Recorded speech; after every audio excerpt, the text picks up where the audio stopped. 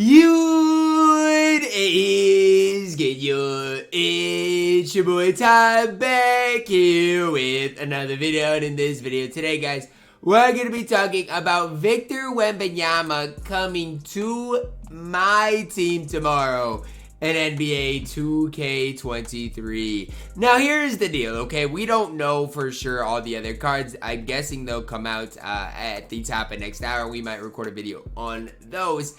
But this is the most important one because in past years, a lot of the new rookies or the new draft picks, I should say, have not been invincibles. Now, when you see this card, what do you see? You see that Victor is not only an invincible, but he also has small forward eligibility, which I have been talking to you guys about for the last couple of days about how I personally believe that Victor would get that small forward eligibility.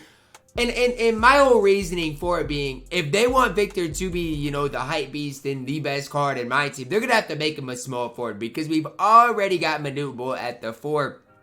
And again, if they wanted Victor to be special, he would have to play the 3. Now, not only that, he is also an invincible, which I'm kind of surprised at just because normally, again, with the draft picks, they just make them dark matters. They're not normally invincibles. They're not normally end games, anything like that.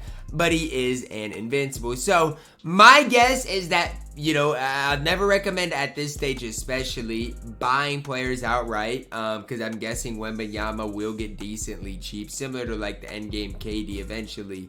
But I'm guessing you will be able to get him in guaranteed packs tomorrow, which is a big bonus in my opinion, because initially I didn't think he would be an invincible, but then I was like, are they going to make him purchasable straight away in packs? How is that all going to work? But yes, Wemby is a dark matter invincible at this small forward position. I'm guessing he's probably going to be 7'4 or 7'5. And that at this small forward position, if they give him a good player model, good player build, as well as good SIGs, is just going to, I don't want to say break the game, because Manute Bol is the guy that broke the game, but it's going to be a tough guy to stop in my teams, to say the least.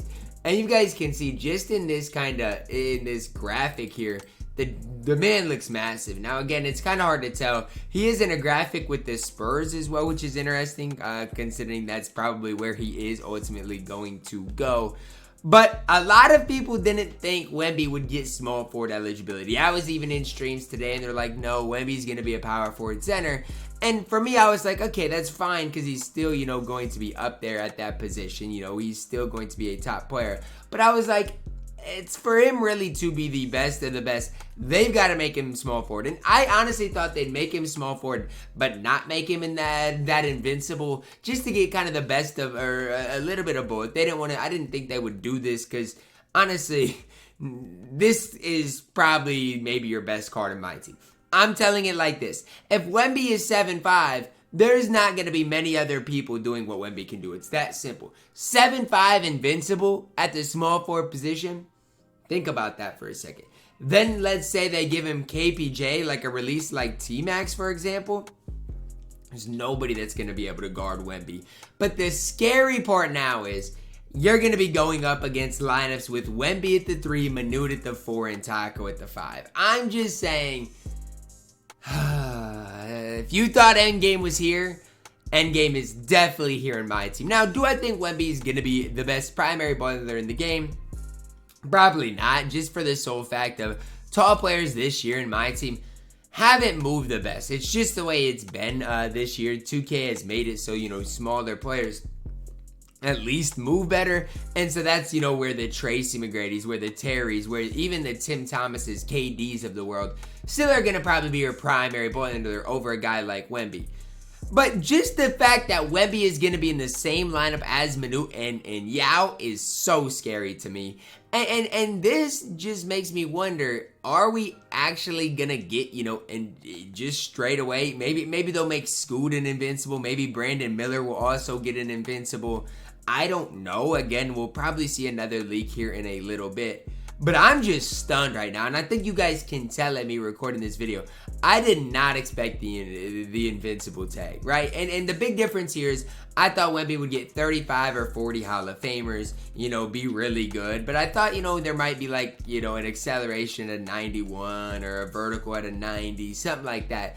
No, this Wemby is going to have all 99 everything, basically every badge in the game. He's going to have 55 Hall of Fame badges, 55 of those things. So, I don't know. If you thought Wemby was going to come out tomorrow and just not be very good, you were mistaken. This card, in my opinion, again, I don't know for sure what his stats, I guess I do know what his stats like.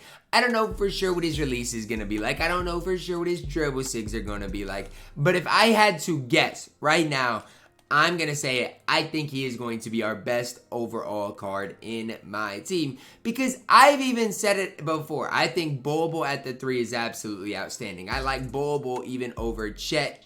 Or at least equal to Chet. Just because height runs the game. Wemby's going to be 7'4 or 7'5 at that 3 as an invincible. Probably getting the best sigs in my team. 2K is going to find ways for the last, you know, 40 or so days of 2K's cycle to make people, you know, spend money, make people have those best squads in my team. Wemby is the way they did it this week. Now, maybe next week we'll get an invincible Taco. Maybe the week after that, invincible Yao. Then we might get like a out of position GOAT Giannis. Stuff like that just keeps people, you know, spending money. That's 2K's ultimate goal. Again, I'll never recommend spending money.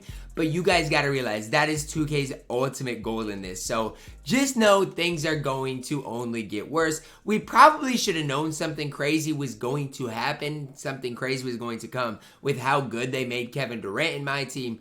But I mean, if anybody said that they predicted an invincible small forward Wemby, I don't know. I'm absolutely stunned.